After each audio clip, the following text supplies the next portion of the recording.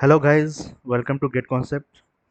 In previous lecture, we have discussed the nodal analysis. We have discussed about the nodal analysis, and today we will, in this class, today we will discuss about the maze analysis.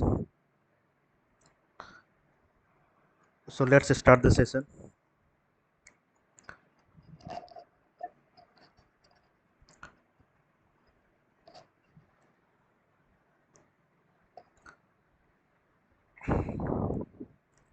Maze, maze analysis.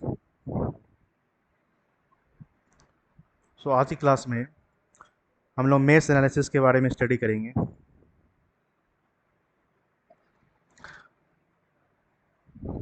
It is a application of it is a application of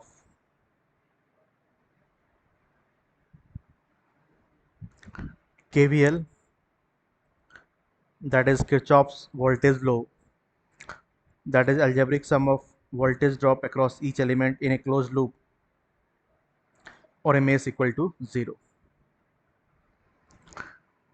In a closed loop,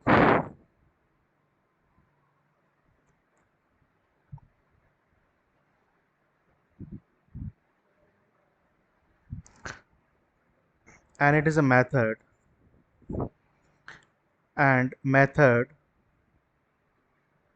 to find out current in a maze, to find out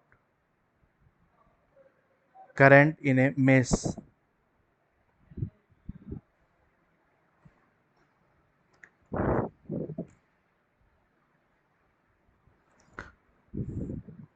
So basically it is application of Kirchhoff's voltage law in a closed loop, and it is a method to find out current in a maze. जिस तरह से nodal analysis में algebraic it is a application of nodal analysis, it is application of KCL, that is Kirchhoff's current law, that is at a particular node or a junction, the algebraic sum of a current is 0. In the same way, it is application of KVL, that is in a closed loop or a maze, the algebraic sum of voltage drop across each element is equal to 0. In the nodal analysis में हम लोग voltage find out करते थे. तो mess analysis में हम लोग current को फाइंड आउट करेंगे. डिफरेंट मेसेस में करंट को फाइंड आउट करेंगे. Now there is a difference between mesh and a close loop. There is a difference between a mesh and a loop. Mesh and a loop. Maze is a smallest closed path. Maze is a smallest closed path. So the definition of maze is a smallest closed path.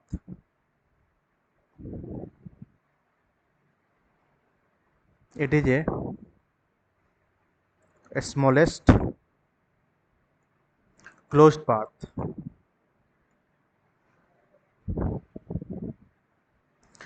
But what do you mean by loop? What do you mean by loop? Loop is a closed path. Any closed path. Loop is a closed path. Any closed path is a loop, and a smallest closest path is called maze. Suppose in a circuit,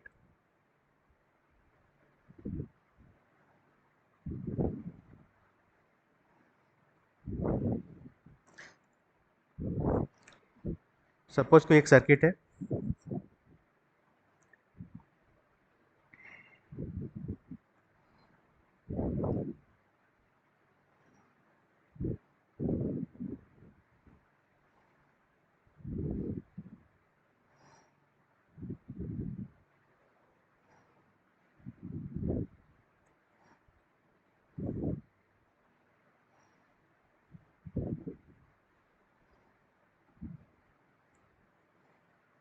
suppose एक circuit है.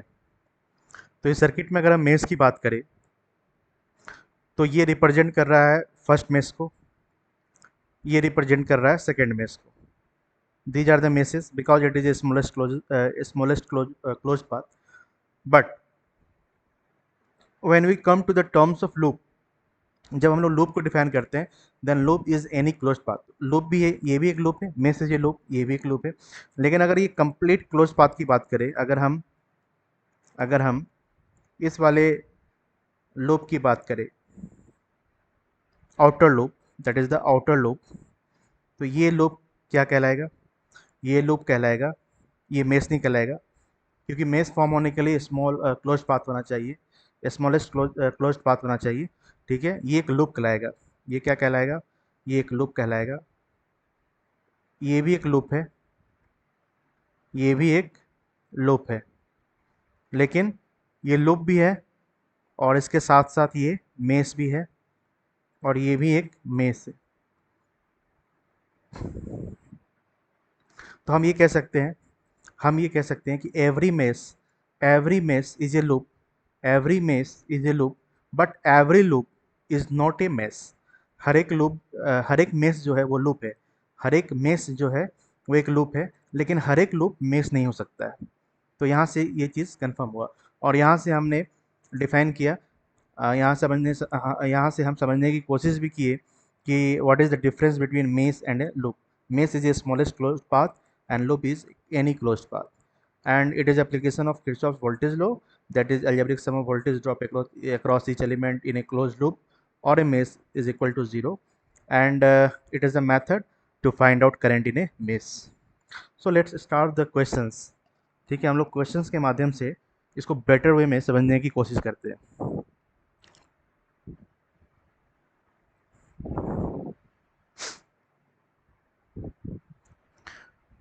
Find out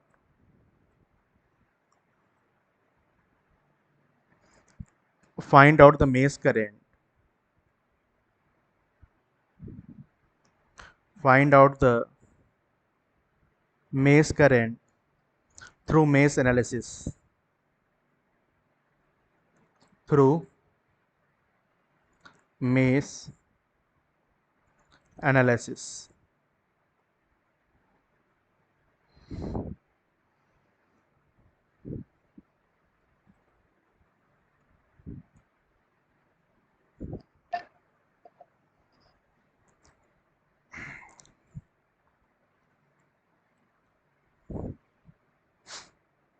suppose हमारे पास एक circuit है,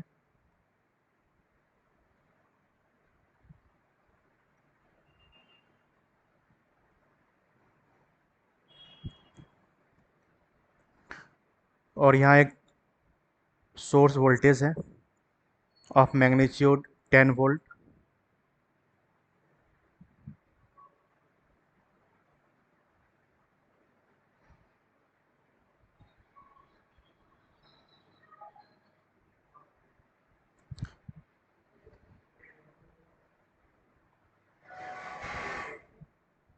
suppose ये एक circuit है, ये रेजिस्टेंस है 5 ओम का, ये रेजिस्टेंस है 5 ओम का,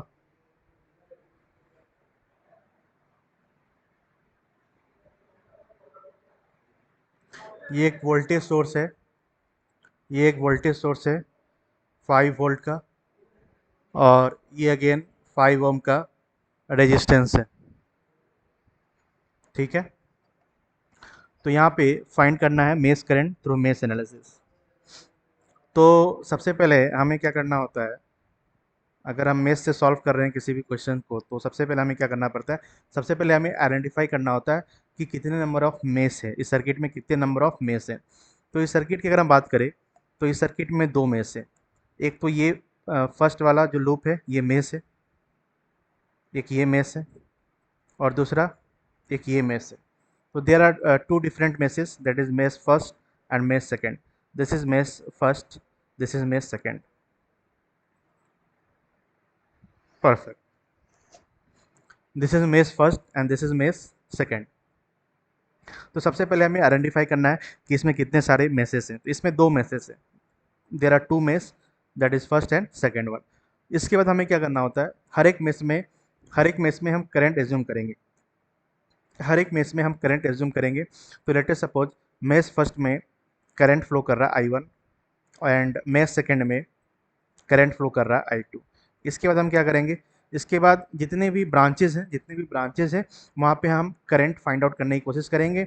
जो मेरा एजप्शन है, ठीक है, इस डायरेक्शन में सपोज करो कि हमने करंट एज्यूम कर लिया, इस वाले डायरेक्शन में सपोज करो हमने करंट को एज्यूम कर लिया। I1 and I2 are the two current. इसके बाद हम क्या करेंगे, जितने भी ब्रांचेस हैं जितने भी ब्रांचेस हैं वहाँ पे हम लोग करंट को लिखने की कोशिश करेंगे। तो इस 5 ओम में तो I1 फ्लो कर रहा है, इस 5 ओम में भी I2 फ्लो कर रहा है।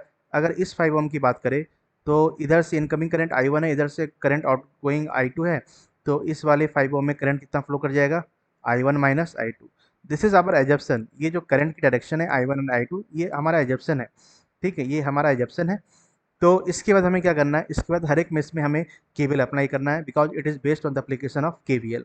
तो हम केवीएल लगाएंगे फर्स्ट वाले मेश में एंड देन सेकंड मेश। तो apply KVL in mesh first, apply KVL in mesh first.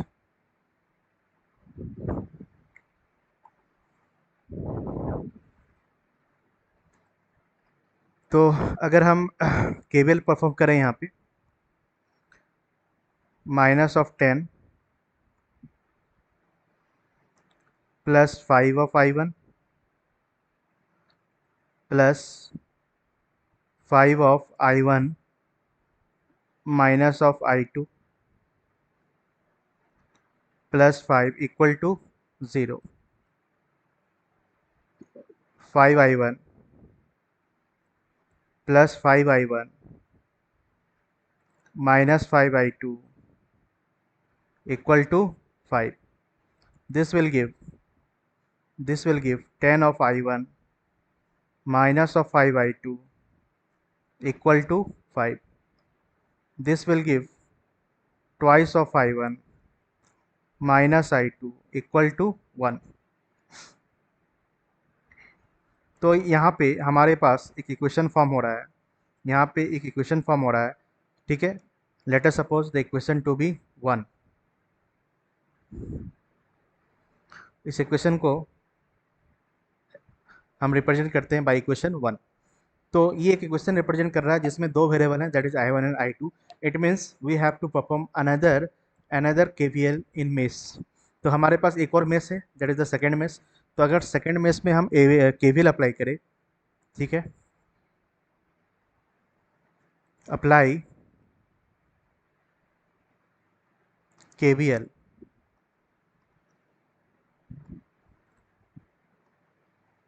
in mesh 2, then this will give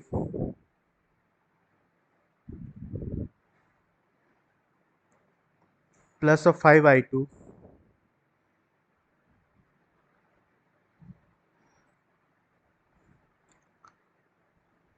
minus of 5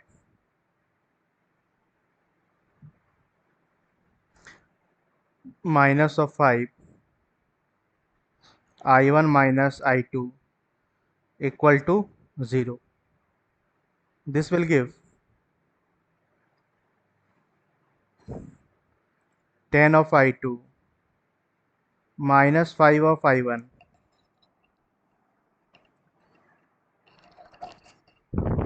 equal to 5। Twice of I2 minus of I1 equal to 1। This is second equation।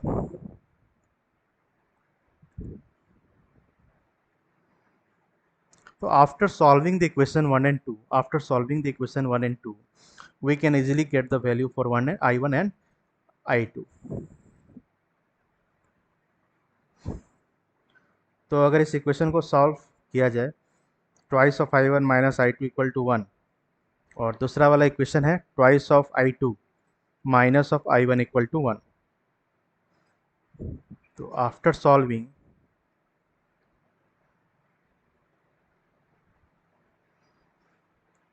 Equation 1 and 2,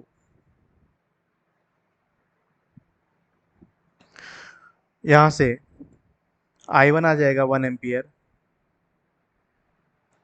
and I2 आ जाएगा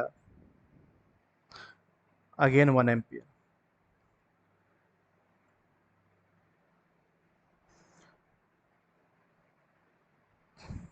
तो ये मेरा answer हो गया.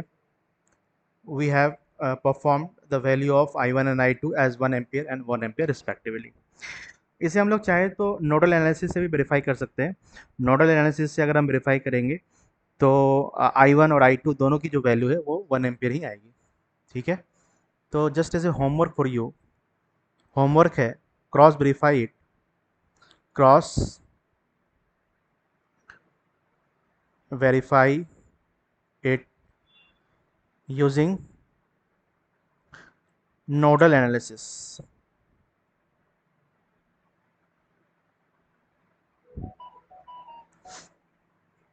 Perfect.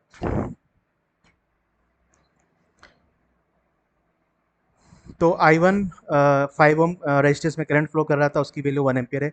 I2 5 ohm resistance में current flow कर रहा था, उसकी भी वैल्यू 1 एम्पियर है.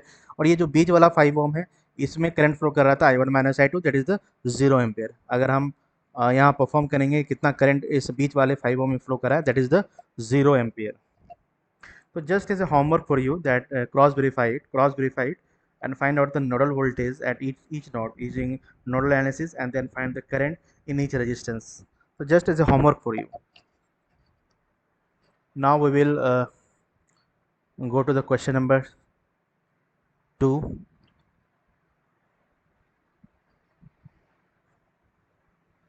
Find out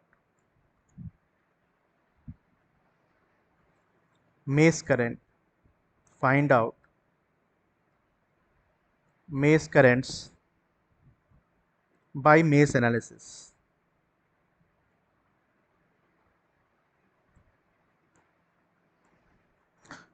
The circuit diagram is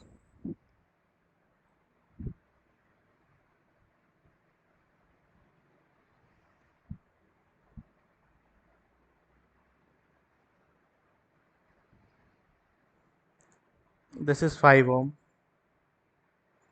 this is 5 ohm,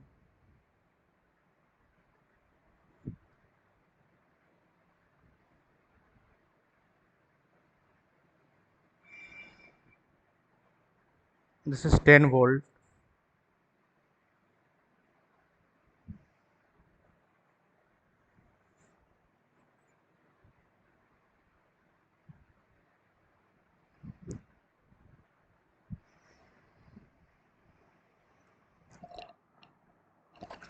this is 1 ampere.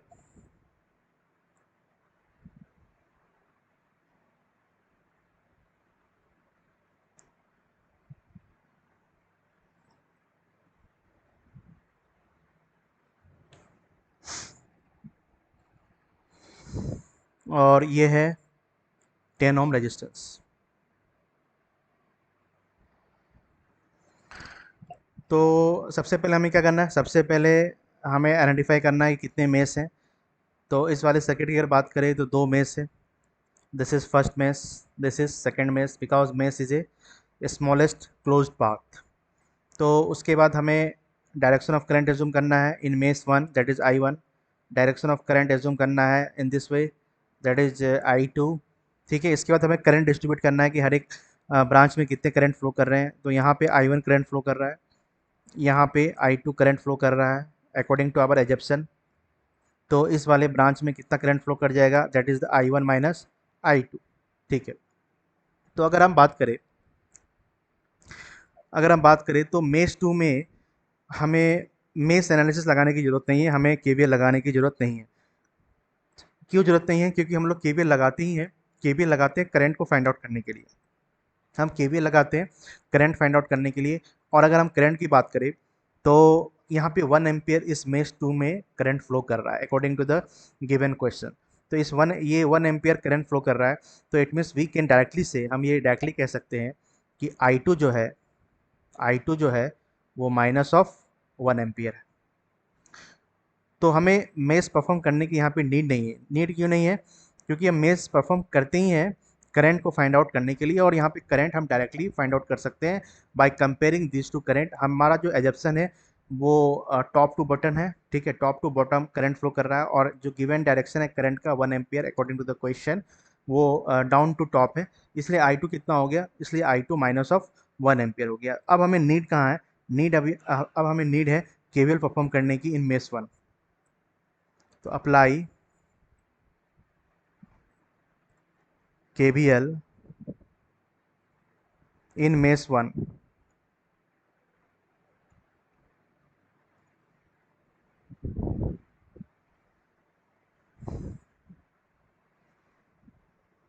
तो अगर हम केवीएल परफॉर्म करें तो -10 +5 I1 +5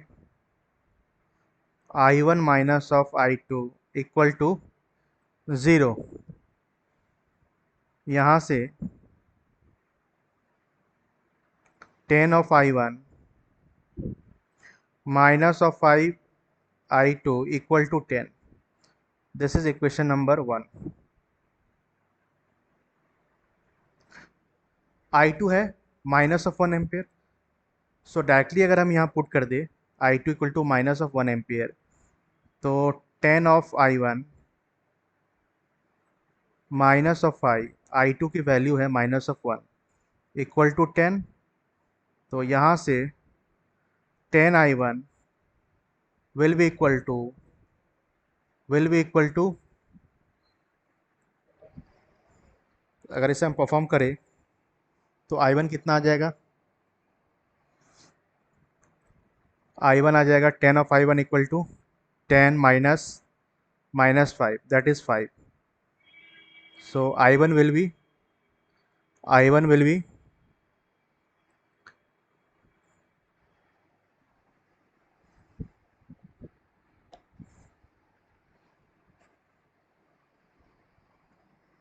so I1 will be 0.5 ampere. ये 0.5 एम्पियर आ जाएगा।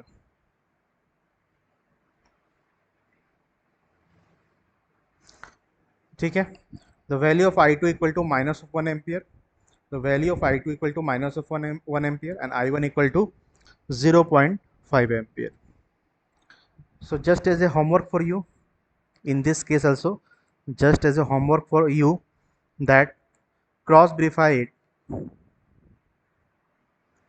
cross verify it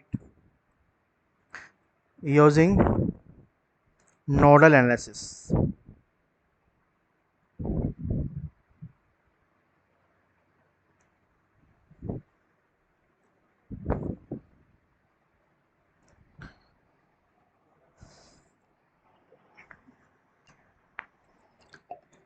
Third question, find out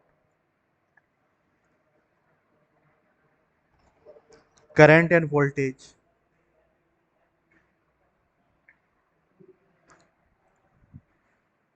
current and voltage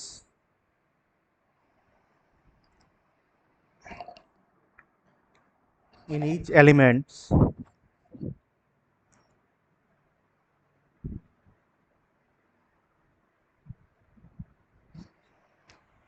with the help of maze analysis.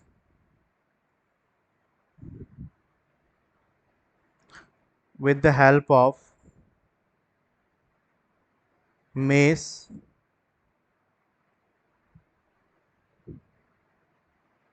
analysis.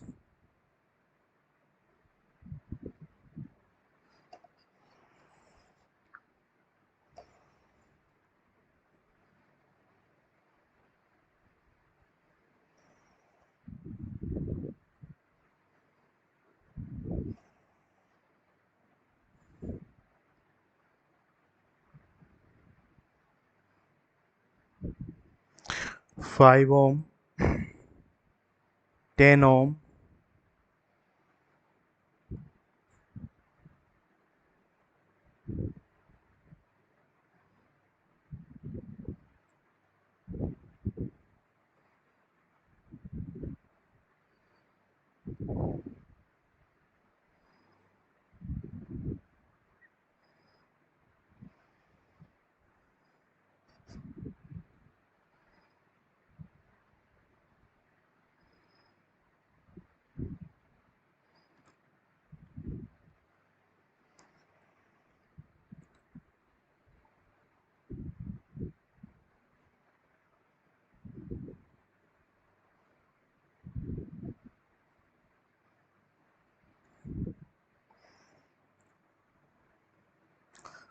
तो ये एक सर्किट है 5 ओम 5 ओम 10 ओम 10 volt 5 volt 1 ampere.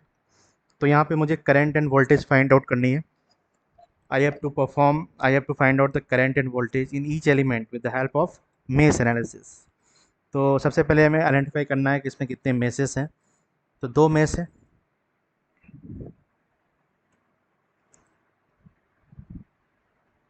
Mesh first, this is mesh second. तो ये assumption है direction of current I1 and I2। I1 इसमें flow कर रहा है, I2 इसमें फ्लो कर रहा है।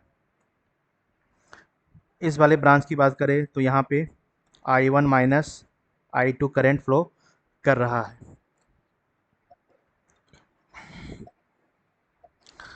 तो अगर हम मेश एनालिसिस परफॉर्म करें, केवीएल अगर परफॉर्म करें मेश वन में, तो यहाँ तो ठीक है -10 +5 I1, यहाँ भी ठीक है 10 I1 -I2। लेकिन अगर इस करंट सोर्स की बात करें तो इस करंट के अक्रॉस हम वोल्टेज क्या लिखेंगे?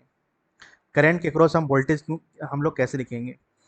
क्योंकि करंट सोर्स के लोग अगर जो वोल्टेज लिखना है तो यहाँ का रेजिस्टेंस पता होना चाहिए, यहाँ का रेजिस्टेंस पता होना चाहिए, और यहाँ का रेजिस्टेंस हमें नहीं पता है। ठीक है, और अगेन ये करंट सोर्स जो है 1 एम्पियर का, वो कॉमन है, दोनों मेश का कॉमन करंट सोर्स है, दोनों मेश का कॉमन करंट सोर्स है। ठीक है, तो अगर ये दोनों मेश के कॉमन करंट सोर्स है, ठीक है, और यहाँ पे हम मेश परफॉर्म नहीं कर सकते हैं, केवीएल परफॉर्म नहीं कर सकते हैं, ना तो हम मेश वन में कर सकते हैं ना तो मेश टू में करेंगे। अगर मेश टू में भी करने जाएंगे तो यहाँ का वोल्टेज ड्रॉप लिख सकते हैं, यहाँ का ही वोल्टेज ड्रॉप लिख सकते हैं। ठीक है, यहाँ का ही वोल्टेज ड्रॉप लिख सकते हैं, लेकिन अगेन फिर ये 1 एम्पियर करंट सोर्स दिख रहा है, इसके क्रॉस वोल्टेज हम नहीं ले सकते हैं क्योंकि इसका रेजिस्टेंस हमें नोन नहीं है, पता नहीं है।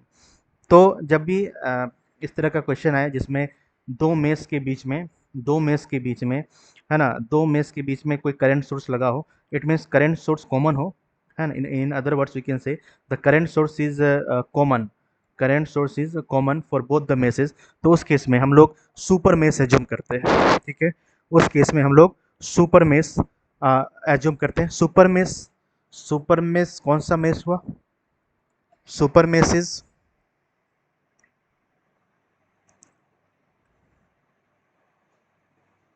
सुपर मेश एक वो मेश है ना, वो मेश है जो किसी भी तरह का कोई करंट सोर्स कंटेन नहीं करता है, जो किसी भी तरह का कोई करंट सोर्स कंटेन नहीं करता है। ठीक है, तो इसे हम लोग सुपर मेश कहेंगे। तो this is super mesh.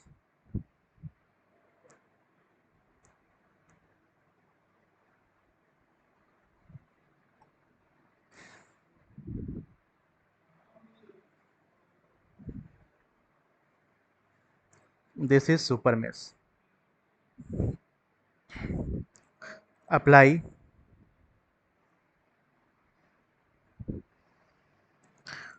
KVL in super mesh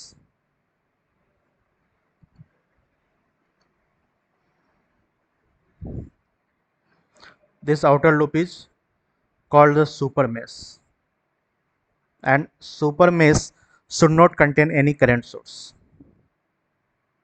Super mesh should not contain any current source. तो यहाँ आ जाएगा -10 +5 I1 +5 I2 +5 इक्वल टू 0, और यहाँ से I1 +I2 equal to 1 ampere. Let us this equation to be 1. Let us assume this equation to be 1, that is I1 plus I2 equal to 1. अब हमारे पास दो variable हैं I1 and I2, तो it means हमारे पास एक equation और होनी चाहिए in order to solve the equation the value of I1 and I2। तो जस्ट कंपेयर, अगर हम कंपेयर करें, हम तो केवीएल मेश वन में परफॉर्म नहीं कर सकते, मेश टू में भी हम लोग परफॉर्म नहीं कर सकते। हमने एक सुपर मेश बनाया, super mesh should not contain any type of current source. ठीक है, और सुपर मेश में हमने केवीएल परफॉर्म किया, तो हमारे पास इक्वेशन आई I1 + I2 = 1। अब हमें कंपेयर करना है, क्योंकि अब हम मेस नहीं लगा सकते, मेस एनालिसिस नहीं लगा सकते, हमारे पास कोई मेस अब बच नहीं रहा है कि यहाँ पे मेस एनालिसिस परफॉर्म कर सके। यहाँ पे हमने मेस एनालिसिस परफॉर्म नहीं किया है मेस वन में, ना तो किया है ना तो मेस टू में किया है। हमने यहाँ पे सुपर मेस में केवीएल परफॉर्म किया है, ठीक है। तो super mess should not contain any type of current source. अगर हम सेकंड इक्वेशन की बात करें तो जस्ट कंपेयर करके इक्वेशन लिखी जा सकती है। अगर इस ब्रांच की बात करें तो इस ब्रांच में करंट हमें पता है दैट इज 1 एम्पीयर, इस ब्रांच में करंट फ्लो कर रहा है। और इस ब्रांच में जो एजप्शन है, जो मेरा एजप्शन है, उस एजप्शन के आधार पे हम लिख सकते हैं that is I one minus I two equal to minus of 1 ampere, I one minus I two equal to minus of 1 ampere. So just comparing, by just comparing, by comparing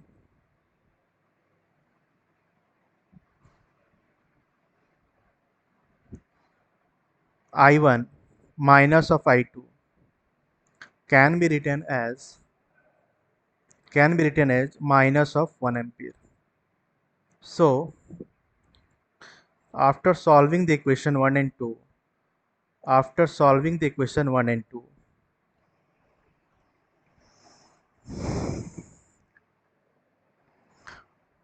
after solving the equation 1 and 2, the value of I1 will be 0 ampere and the value of I2 equal to 1 ampere.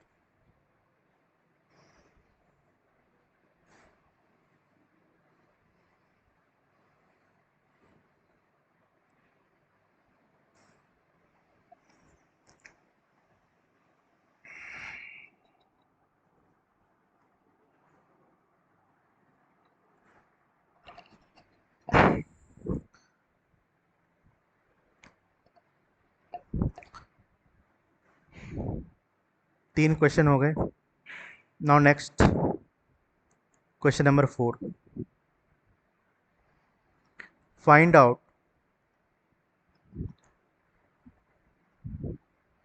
Mesh current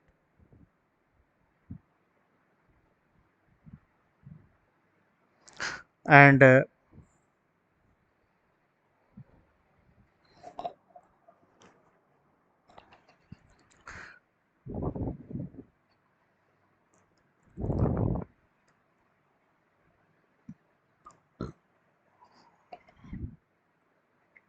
find out mesh current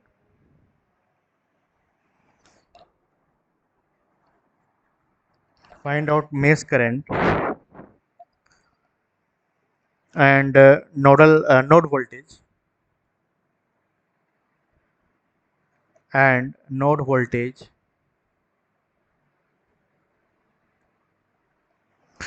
by mesh analysis.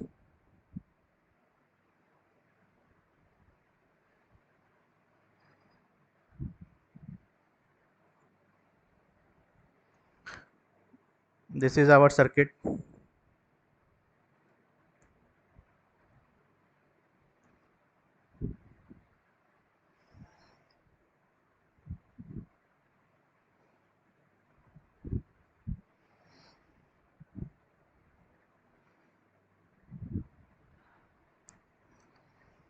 Ten volt is the source voltage, 10 volt जो है वो source voltage है। ये 5 ओम का resistance है और ये dependent current source है that is twice of I x.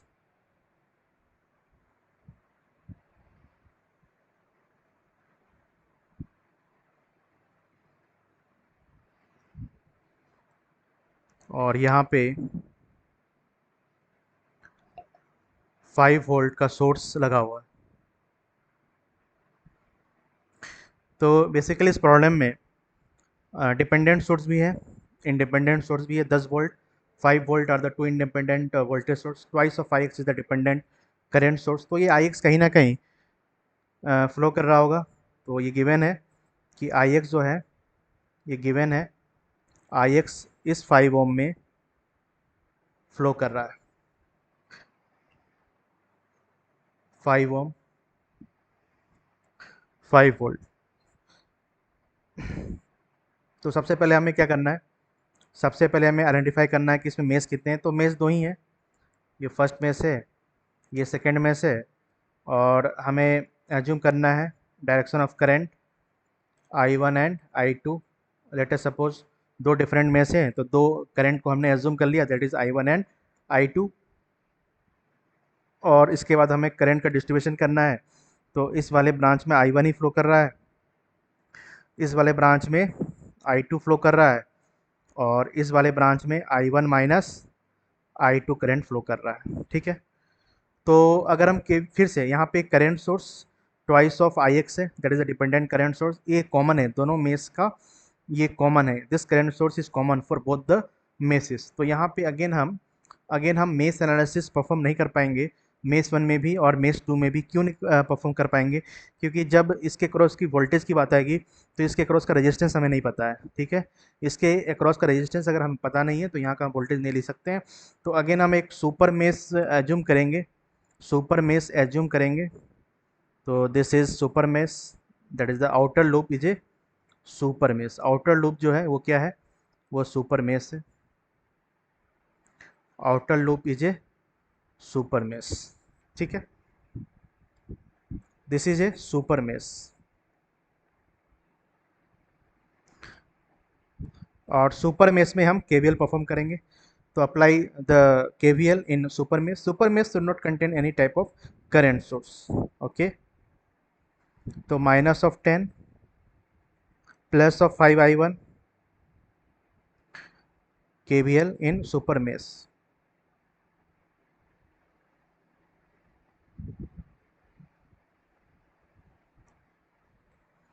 plus of 5 I2 plus of 5 equal to 0। Fine, तो यहाँ से 5I1 plus 5I2 equal to 5। It means I1 plus I2 will be equal to 1, and this is equation number 1।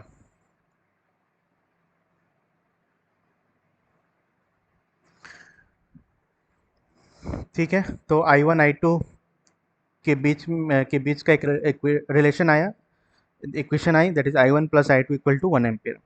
ठीक है, that is I1 plus I2 equal to 1 ampere. Now अगर हम compare करें, अगर हम कंपेयर करें यहाँ पे जो हमने I1 एज्यूम किया हुआ है, जो हमने I1 एज्यूम किया है, क्या वो Ix के बराबर नहीं है? क्या वो Ix के बराबर नहीं है? तो I1 इज Ix, ये दोनों ही करंट एक ही डायरेक्शन में फ्लो कर रहे हैं। तो it means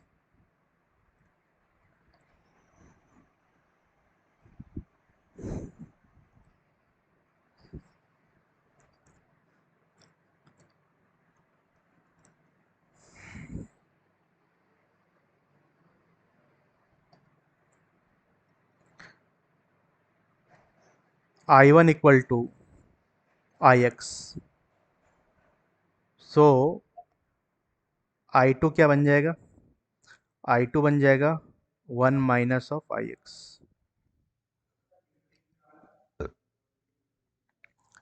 I1 equal to Ix and I2 equal to 1 minus Ix. Now compare, by comparing we can easily write the equation as I1 minus I2 equal to minus of twice of Ix, that is I1 minus of I2 equal to minus of twice of Ix। ठीक है, अगर compare करें तो this can be written as I1 minus I2 equal to minus of twice of Ix।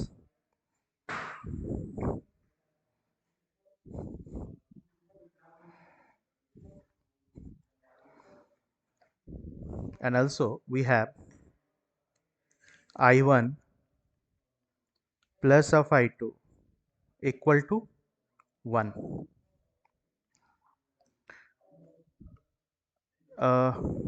इसे हम लोग मिटा देते हैं, उसकी कोई नीड नहीं है। ठीक है, तो अगर कंपेयर करें तो I1 minus of I2 that can be written as minus of twice of Ix by comparing, by comparing. This can be written as and I1 plus I2 equal to 1, ये हमने निकाला हुआ है। तो अगर इसको सॉल्व करें, इसको सॉल्व करें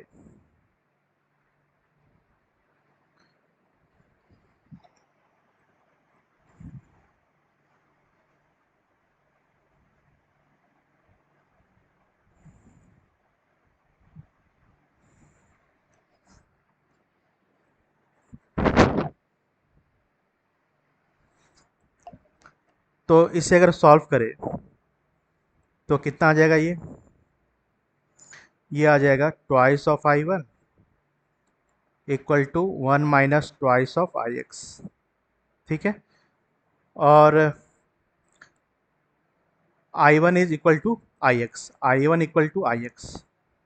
तो यहाँ से twice of Ix equal to 1 minus twice of Ix।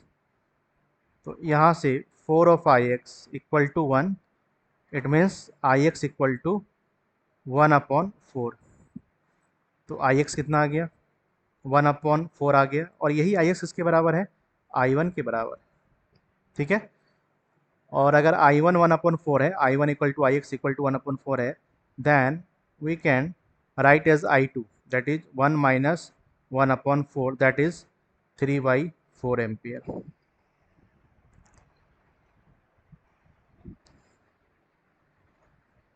तो I1 एंड I2 सॉल्व हो गया यूजिंग मेश एनालिसिस। ठीक है,